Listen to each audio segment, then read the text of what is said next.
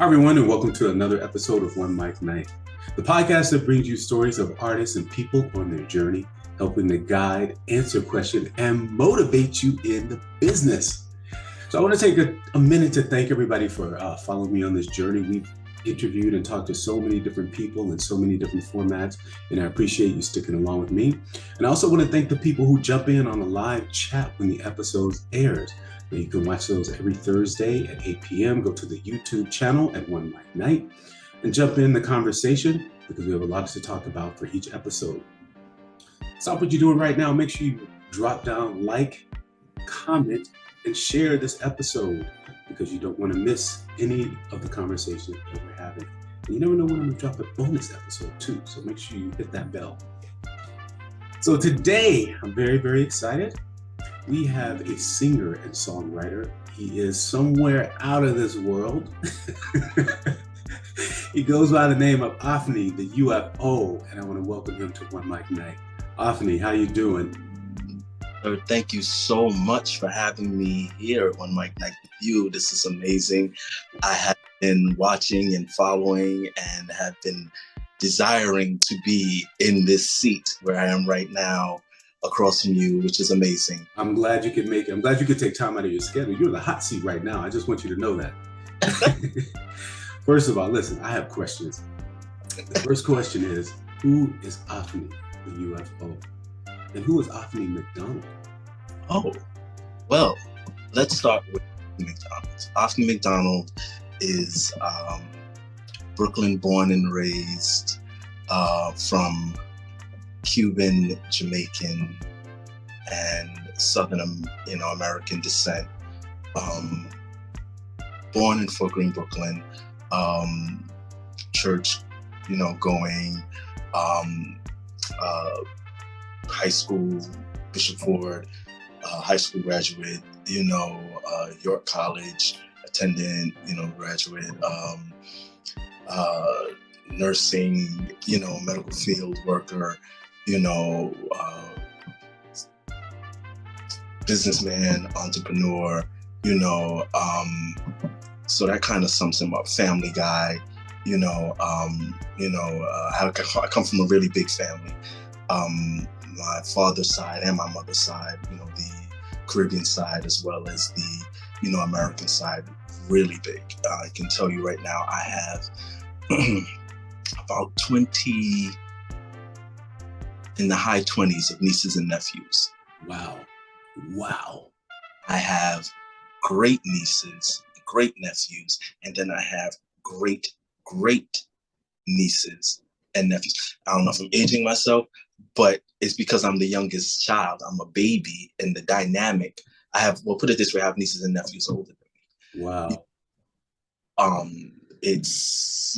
That's a lot of family. That's a lot of family, which also means, that could be a lot of support in what you're doing.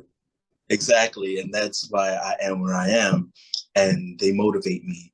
They are my biggest support. People would think, coming from the Caribbean descent, that there would be a lot of backlash. But no, they 100% love me for who I am and just strive and push for me to be the best, and which I love. And that's what keeps me going and keeps me pushing forward with my career and with everything that I do in life and the person that I am. I love that. Family support is always, the biggest part of what we do as artists. And having this family coming from the Caribbean and Southern Black influence, that's a tough one because usually they want us to become doctors or lawyers, like you said, nurses, something professional, yes, engineers, because they want something better for us. And we're not allowed to dream and make our dreams come true in the field of the arts. Yes, you have to prove. You have to. Absolutely. They want, and once they see it, it's like, this big enlightenment, and they're like, then they can't stop. Then right. They're like, then you have their foot literally in your back. Where did it start for you? Did you start out as a child singing and performing, and that's kind of how they knew and how you knew? Always, I'm sorry to cut you off. I would go to family events. That's kind of how it started. And I walked in. It was like, yeah. And it was put this song on, go. And I'm like, what in the world? I ain't even take off my coat yet. Oh, I would remember that. Yeah. I was like, huh? So I always had those kind of influences, more from my mother's side, more from my mother's side, for me being entertainment, me being, the Leo and the center of attraction, and that kind of thing. Me myself, I'm very shy. I've always been kind of shy and withdrawn. Or Leo, when people always say Leos, they always want to be the center of attention. I always thought I was the opposite, until pushed. Once you push me, then it's like, oh, well, you asked for it. I was, right. And that's kind of what started me to like to be involved with dance and stuff like that, and be in that kind of field, musically. That's interesting. Was there somebody else in your family that was in the arts or in music or performing? My dad, back when he was in Jamaica, he was a DJ, was an artist. He actually has music on YouTube. My cousin told me, she actually showed me, he has music on YouTube. They, being from the islands, once again, like we just discussed, had more of the feet in their back to be more professional. So they both studied dentistry back in Jamaica, and they were more geared towards that than their artistry. When they came to America, they then started to, as a side gig, still continue to DJ, because that's here it was easy. It was easy to get a DJ gig and make a little money on the side, but still have that profession that they were striving for, that paid the majority of the bills, but to have pocket money and to still be connected to something that they loved. They were DJs, and huge DJs, like big time DJs here back. Really? In I don't want to age myself, but back in I was born then, so I will safeguard myself from that. But back then, because I wasn't around then when they were DJing, but yeah, they were really, really big back then here in New York. That's great. New York was, back in the day, and even now, New York has been the epicenter, especially Harlem, the epicenter of Black culture and the arts. So for them to come from the Caribbean or the South or wherever you come from, and then come to New York and to be able to do the arts, it's always been the Mecca, of places to go. Yes. So were you born here in New York, you said? I was born, yeah. You were born here, okay. So this is another thing too, just being born in New York, you have the exposure of all the arts just growing up. So now let me backtrack just a minute, because you said something about nursing. Yes. You went to nurse school? I'm a nursing school. So my 9 to 5, my bill payer and what supports me, I'm in the medical field. I support the medical staff for a community-based outpatient centers, and that to me is a way to be, involved with the people, the humanitarian, playing my part, especially with us just having this big pandemic. I've been with this company for almost 6 years. So seeing the transition now is big, and Ofnie McDonald, the professional, has grown a lot, and I'm very thankful for that. I do see that, we're coming out of this pandemic, which is great, because it was really, really tough. Yeah. And we're still transitioning professionally. We're still transitioning and still trying to, put the final pull on the bow to, say we're done, to tie it up and wrap it up and say we're done. But it's still a struggle. It's still a struggle. It's still there. We're not out of it yet. You're absolutely right. And it's interesting coming from somebody in the medical field, because you're exactly right. I mean, the numbers. And it's saddening to me and surprising to me too, that there are a lot of people who still don't even believe it happened, that we lost as many people as we lost. Right. And it's unfortunately, it's not even over yet. Yeah. COVID is still alive and living. Yes, we have a vaccine. There's some people who still haven't been vaccinated. you know, and it's an individual choice. I get that, and it affects people differently. Yeah, And I feel like the whole reason why it was mandated was because it's not so much about you and your decision. It's also about the other people that we come in contact with, that we yes, live with in this world. You exactly. know, the world is bigger than just me. So Right, I have to do, sometimes I have to do things that, you know, I may not want to do, but its effect is worldwide. It's a worldwide pandemic. It's just not, you know, Brooklyn. It's not just Tallahassee, Florida. It's right, worldwide. The right. world was shut down. How big is humanitarian efforts a part of your life and a part of your career and what you do? Well, How important is that? How important is that? drift into who is Ofnie the UFO. Yes. So Ofnie the UFO um, is a singer-songwriter. He is a entertainer. He is a big-time humanitarian. He, you know, writes music with the people, with humans, with the humanitarian heart. I also think about, how what I'm saying is coming across and perceived. I'm all for the upliftment, the motivation, the love, to put all of that back into um, the arts and into music. I feel like a lot of music has been changed, as time has been going on. Um, it seems like, yes, it's a great thing that the floodgates are open because people can be free to be who they are, which I'm all for that, because I myself don't want restraints on me. I want to be able to be me, but at the same time, I want to be me, but also be mindful of how I'm impacting others. And Yes. a lot of times, I think a lot of people aren't really thinking about how they're impacting others. They're thinking more about the bag, or more about their image, and more about themselves.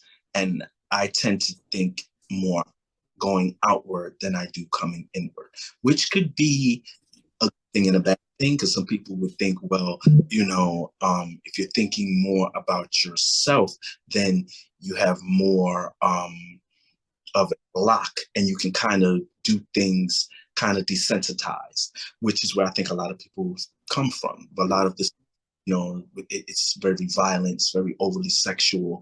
They're more, to me, it seems like they almost block themselves off from caring about what other people are perceiving or grasping or absorbing from their music.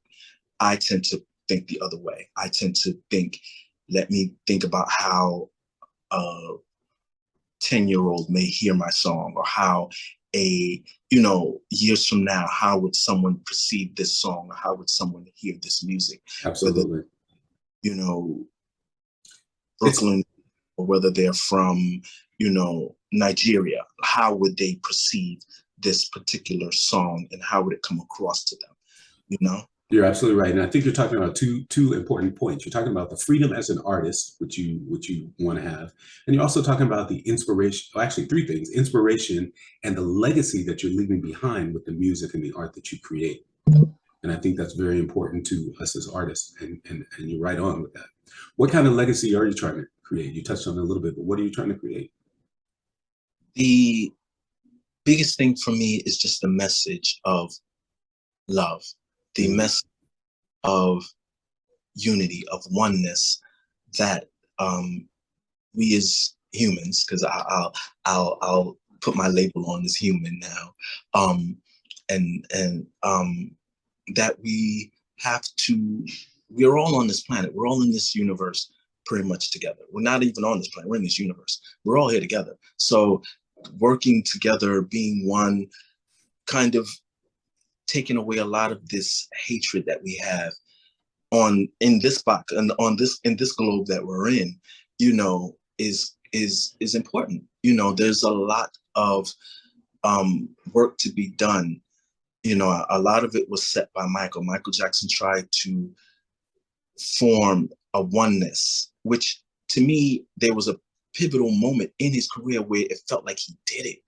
You know, like he created this oneness in all races, in the countries, and everybody. And that's why he could go anywhere and people were screaming and yelling, you know, for this African-American man, because he had created this oneness, you know, right. Musically. Yeah. And I feel like, and even till this day, certain songs that you listen to from him, you know, can still give you that feeling. And I feel like that is the same. He had an outwardness when it came to his music. Thought about what would someone else think of, or how would someone else feel, or how would this come across to someone else? There were certain songs that he had that it was like, okay, I'm gonna be, you know, I'm gonna absorb my artistry, you know, and we all, you know, there's the Dirty Diana, and there's, you know, those songs, Beat It, you know, I'm Bad. That's his artistry. You know, that's him as an artist being expressive and being fun. And a lot of times, you know, the music that we're hearing now has lost some of that, you know, and it's just kind of heartbreaking. You know, for me, I try to put some of that back into the music, you know, speak not so bluntly and overly sexually, you know, even though I want to express myself. I'm a grown man, you know, I got needs, I want you to know I got them. So I'm gonna talk about them, you know.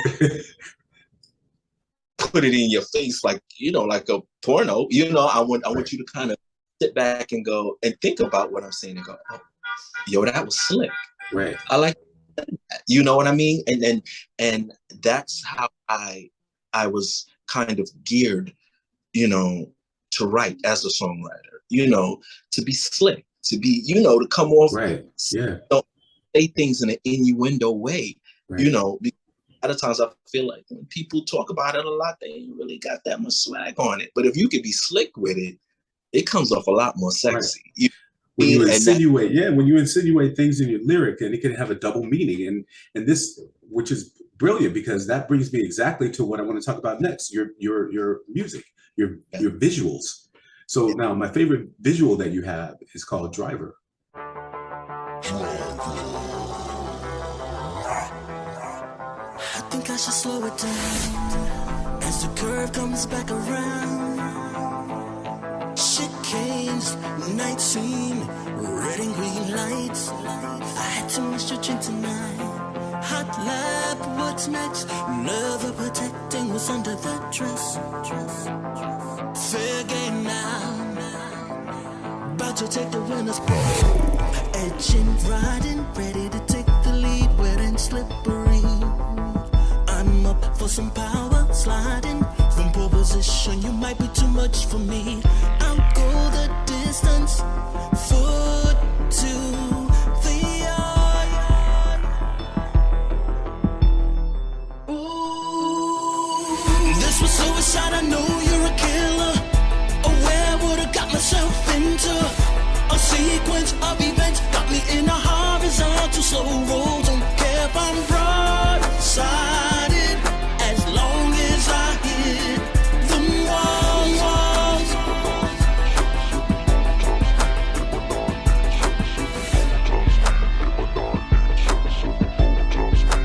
Going as fast as light. Going as fast as light. I don't care if I'm broadsided, as long as I hit the walls.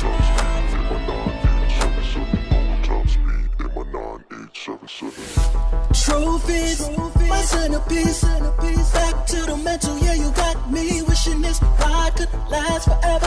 When I'm all fueled up, I can ride you better. Drop the beat down like my name was Dio and Getter. Got the right rubbers on the handle, you when you're wetter.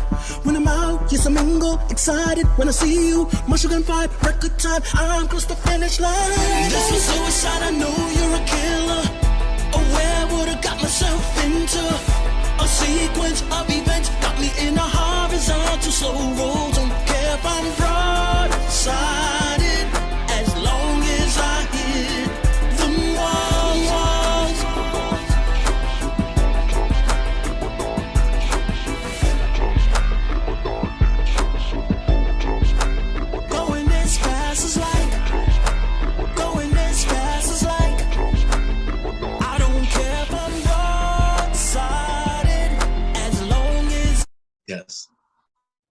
I've been listening to it over and over and over again. Tell us a little bit about that visual and that song.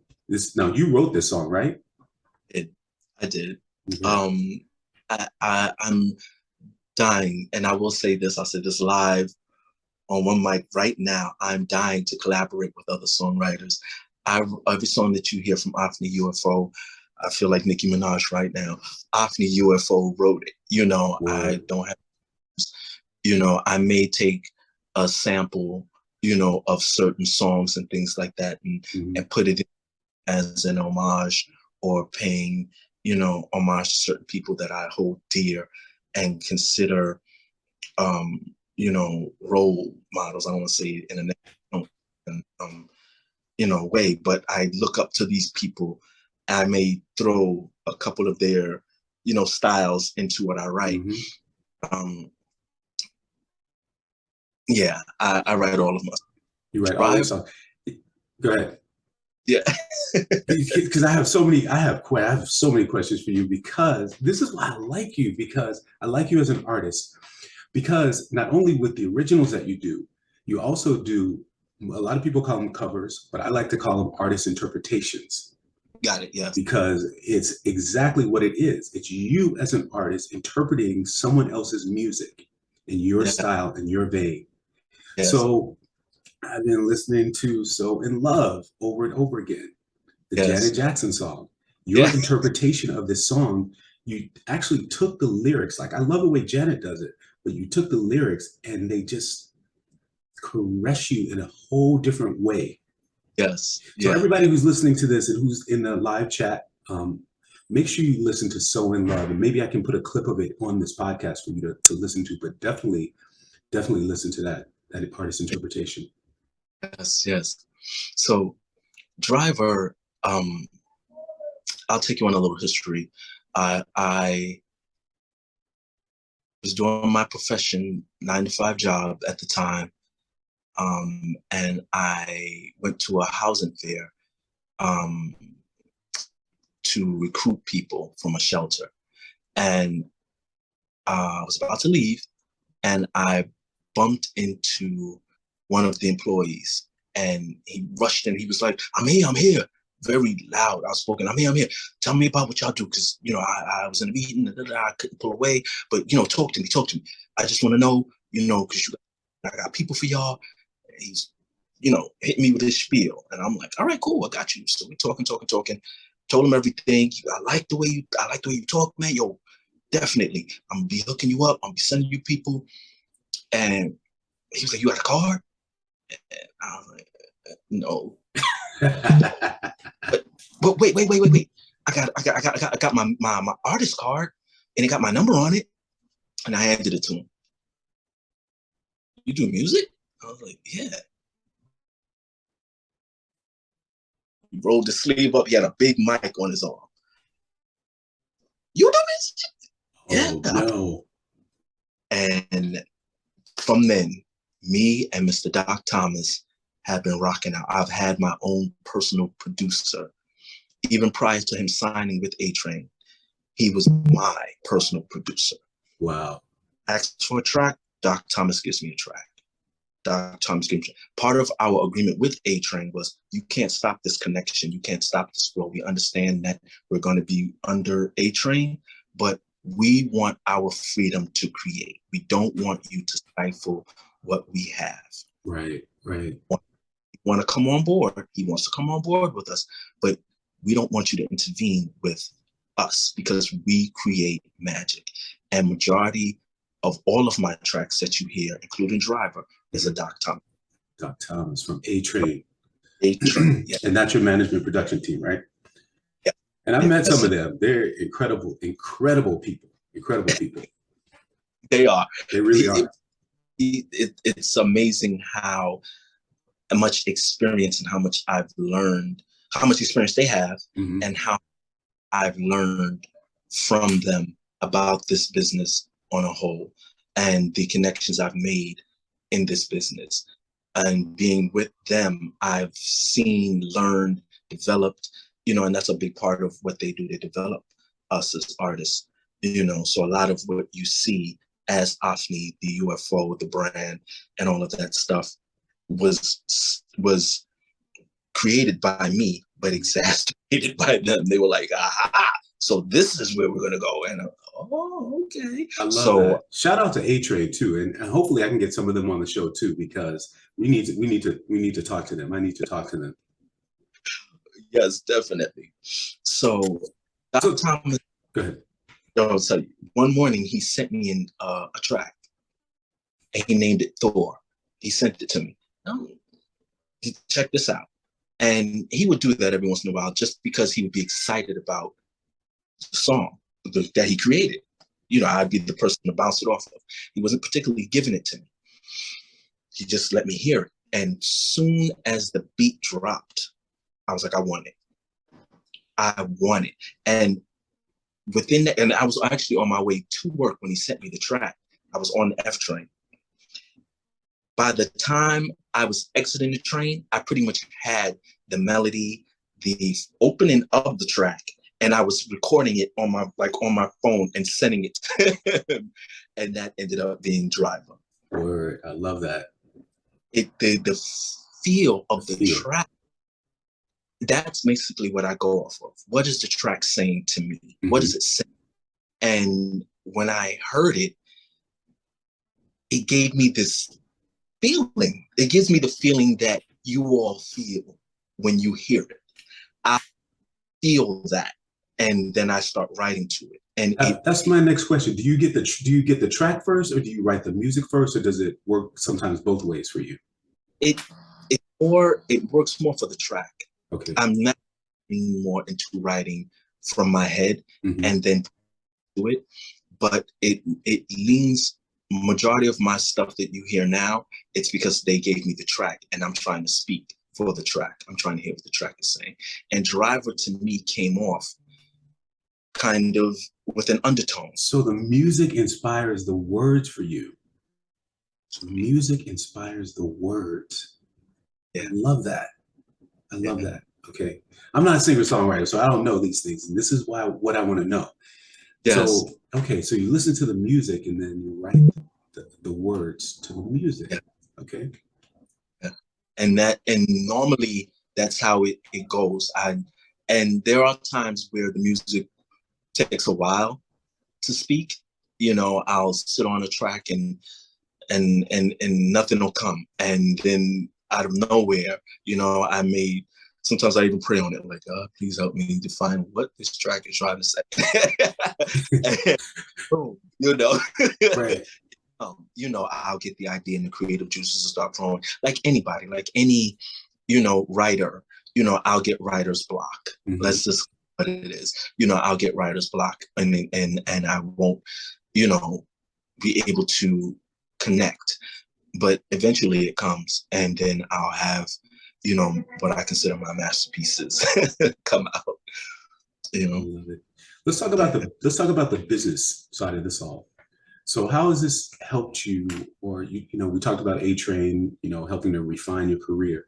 When did you know that you had to become a business for Ofnie The UFO? Like taking control of what you're doing and actually making yourself a business and a brand, and how are you navigating your way through all that? That is to me, that's the hardest part. Yeah. And I think that a lot of artists, you know, who are undiscovered don't know. And it's oh, you're discovered. You're discovered. I mean, I wouldn't use that word. I would say are independent. Maybe you're discovered. You have fans. Yes, this is true. You know, this is true. Yeah, for even like independent artists, yes, yeah. I'll roll with you on that word. It definitely take the power on that word. Don't you definitely discovered. Yeah, 100%, bro. 100%. Yeah, it's the business side that is the difficult side. Being with A-Train, that's what helped me to establish that. Going through experiences with different producers, different promoters, different uh, just different entities on a whole, record labels, things like that. You have to certain things in place, so that you can transition smoothly. Because if you don't, then they'll take advantage. Right. So the best way to kind of put a rein on all that is to make sure that you have all of your branding, your trademarking, your copyright, your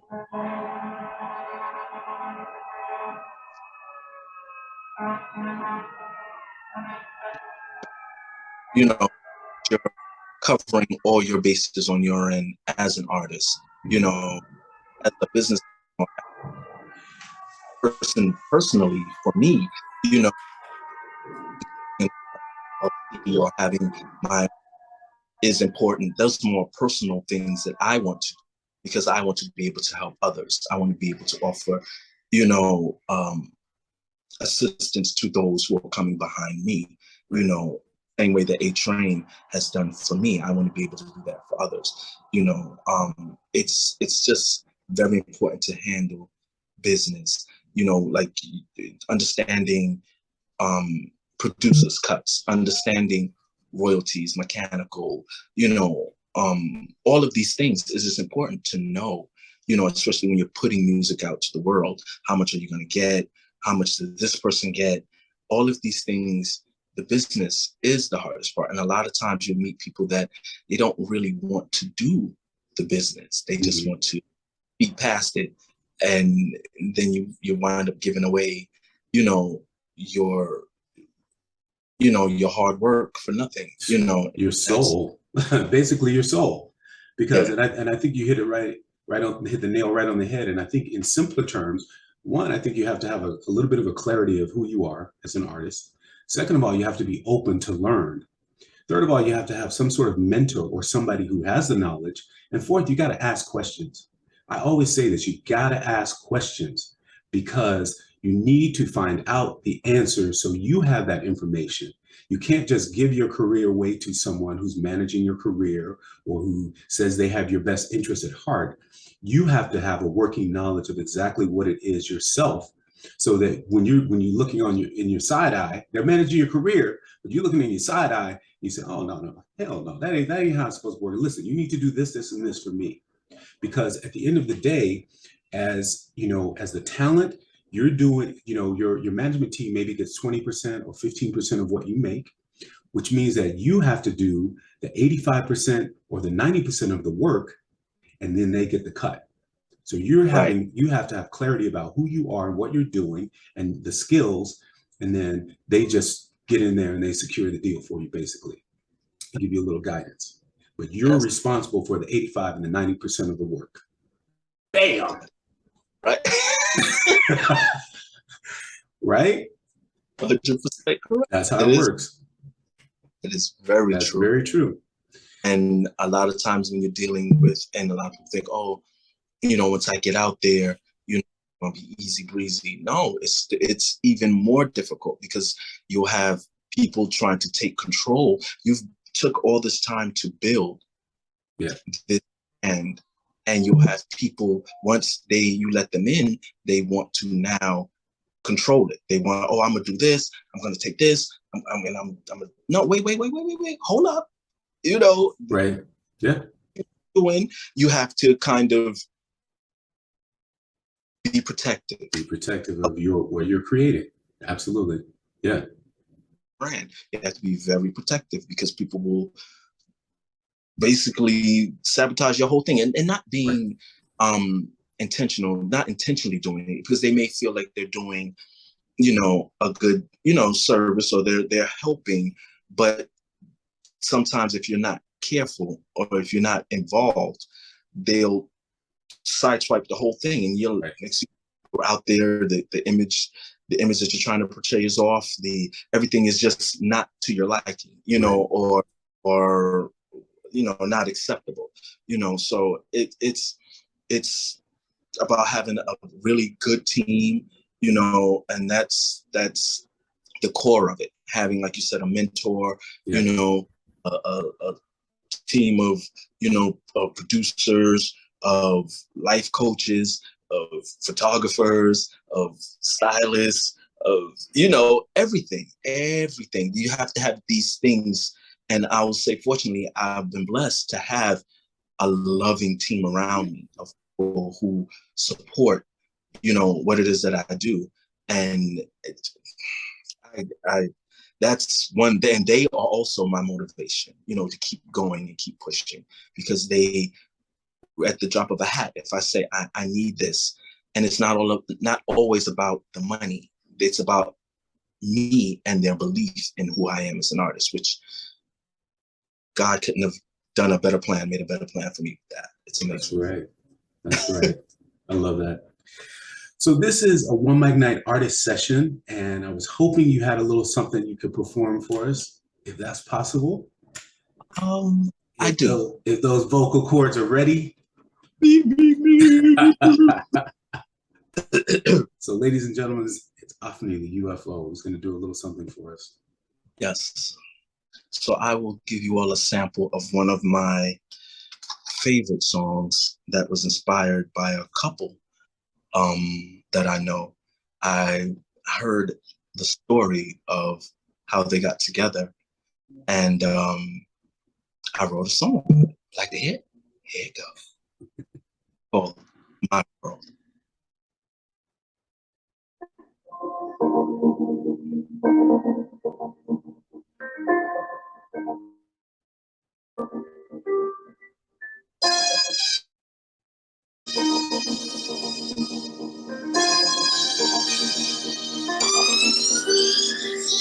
Always around like a satellite, on your radar, blinking in the night. Over with the stars aligned, know there's others out there. Save a chance for me. Got rhyme and reason, my feeling don't change like the season. We're both in here, universe fever. Know there's others out there.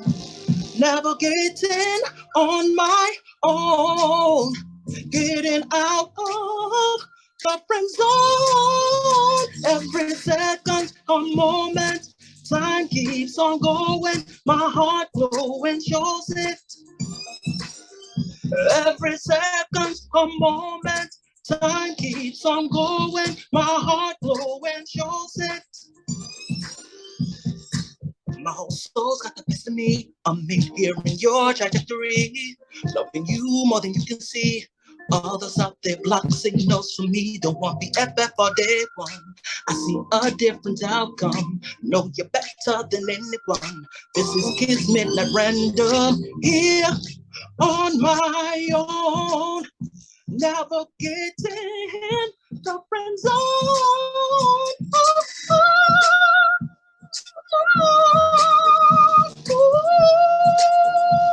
And I'm thinking of love, and I'm here. Could you be my world? Could you be my world? Oh, every second's a moment. Time keeps on going. My heart glowing shows it. I'm thinking of love, and I'm here. What? Wow. Boom. What? Oh my God, man. I didn't know your octave was that high.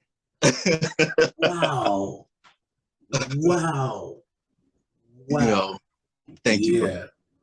And it's early morning too, and you can hit that high note. Ladies and gentlemen, there you have it. I was here, computer, doing stuff, sipping coat like, oh man. Can we find that somewhere? Is that available somewhere on Spotify or anything? Yes, My World is definitely on YouTube. It's on Spotify. It's on iTunes. It's everywhere. There's that version, which is the original version, and then in that wrong. That is more of the remix version. The original version is called the Lunar Mix, and I want y'all to check that out because the Lunar Mix is more of the concept that I got from a producer outside of A-Train named Robbie Welch, who is a very close friend of mine, very dear friend of mine. And he played the track for me, and once again, the words just, and usually I know when a song impacts me when I start to cry. When I make myself, it's like, yeah, this is it, you know? Right, yeah. Because the song, the music has basically told me what to say. And I felt like when he gave me the track, his story was the song. So and he fell in love with it too, because I'm actually speaking on his behalf. You know, it's about him. So it was like, did you just do that? And I was like, yes, those abilities to kind of feel what people are saying and write about it. So he was like, it's dope, man. It's dope. So A-Train, of course, you know, did a remix to it, you know, and here we are, My World, available for you on iTunes, Spotify. There you go. Check out My World. We're going to definitely check that out right after this show. Now, see, I would be amiss if I didn't talk about the fashion and the concept of Ofnie the UFO. Wait, how do you have a team working with you with the fashion stylist and all that stuff? You want to give a shout out to anybody?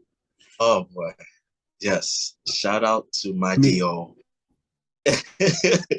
Diogenes Spignolio is an amazing stylist, friend, motivator. One thing, he is very, very stern with me when it comes to my fashion, my branding, and my just my integrity. You know, he doesn't want anything to compromise what I have built. And he stands very strong on that, very strong. And prior to him, I had a stylist who was my best friend, Mark Boland. But Mark is an interior decorator stylist. And I mean, he styles himself really well. My concept and what I wanted to do, he was styling a very, very long time. And the next level of that was Diogenes. And Diogenes is the one who will run out, grab the items, pull them, give them to me, style me, photographers, everything. So I went from one level with, you know, basic understanding of what it is that I want, the outer space, the avant-garde, the punk style, that whole cyberpunk edge of me is now pushed to a next level with the adjective. Then there's the moments where he was like, all right, let's show them that you can be human. Let's put you in a hat and a blazer. Let's, you know, do these things so that they can kind of see you're multifaceted. But let's not stay going, we're gonna pull you back over here because they need to know who you are. You know? Yeah, you need that continuous line through the, you know, the branding. Yes, you know. Now it's about to be taken to a whole other level of now incorporating the sex appeal with, you know, the cyberpunk and the avant-garde and all of that stuff, and me owning it too, because a lot of times, to be honest with you, and I think you probably noticed, I don't own it. So it's like, no, okay, you can look sexy, but you gotta be sexy. Be sexy. All right. Let me be sexy. You know what I mean? Yeah, it's all a part of acting too, you know, and you know, finding that, 100%. And that's where I got to step into it, you know, and I'm going to step into it.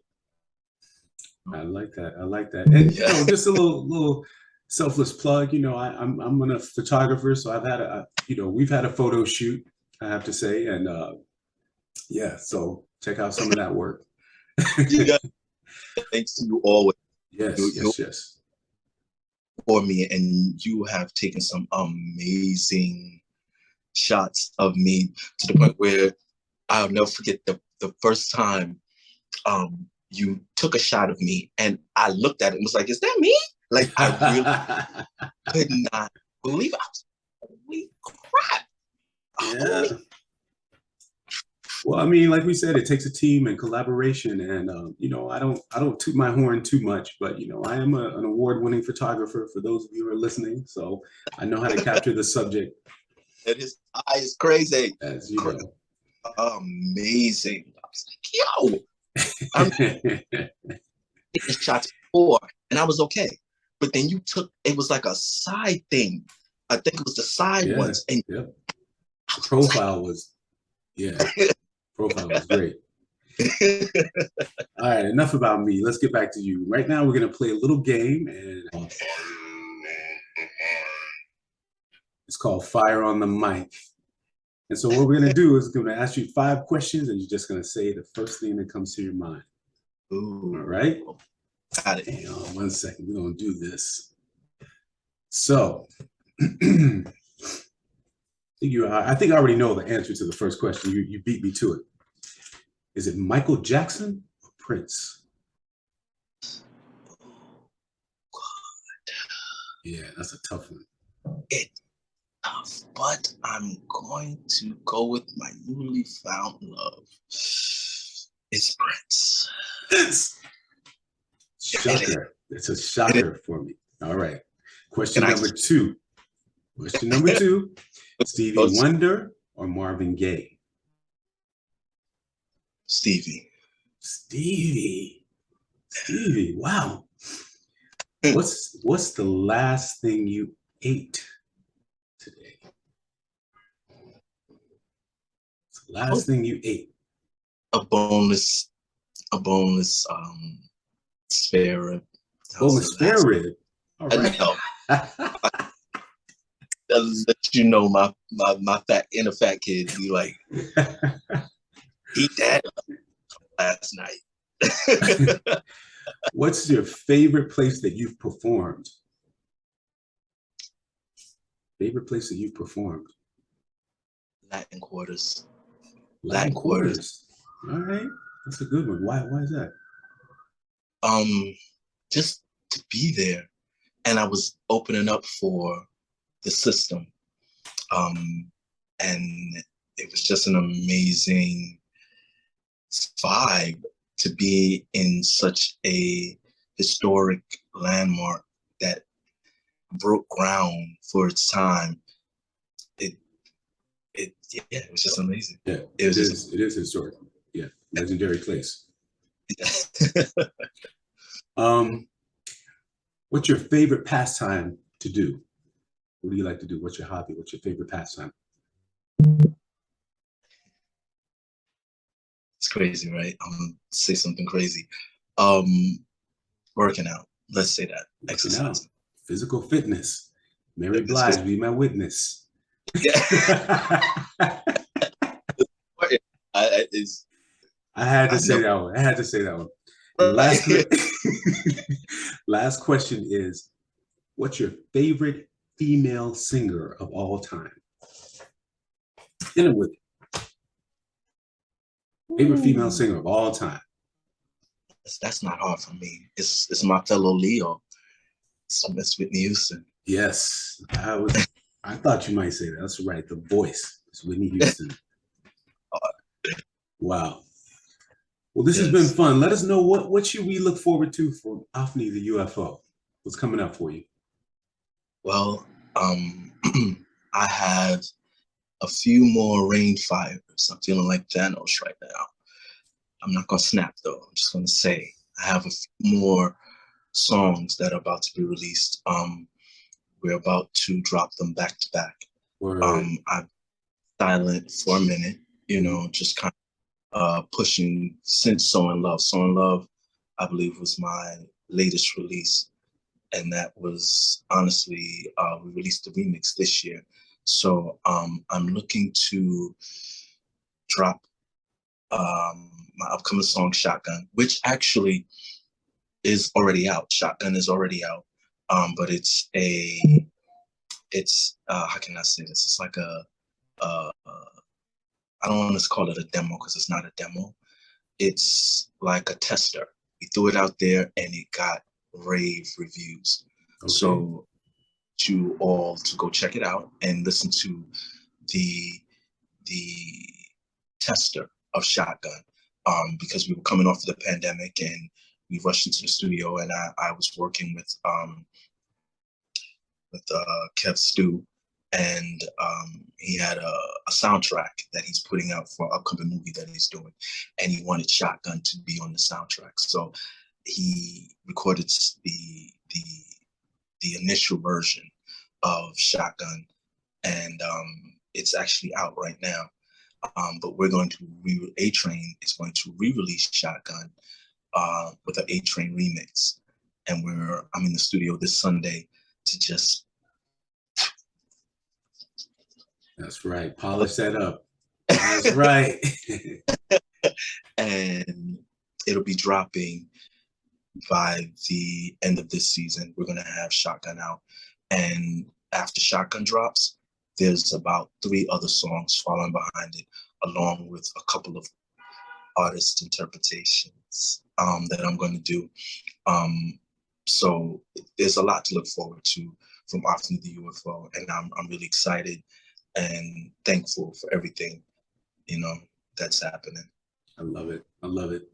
Tell us how we can get in touch with you, how we can follow you and check out some of the videos and all those things on social media. Well, I am Ofnie. That's OFNI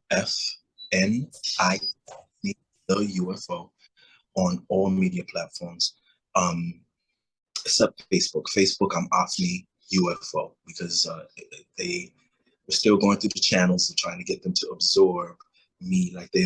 And I thank Meg the Stallion. Shout out to Meg the Stallion for letting them know that the can be acceptable in the middle of 2 words. So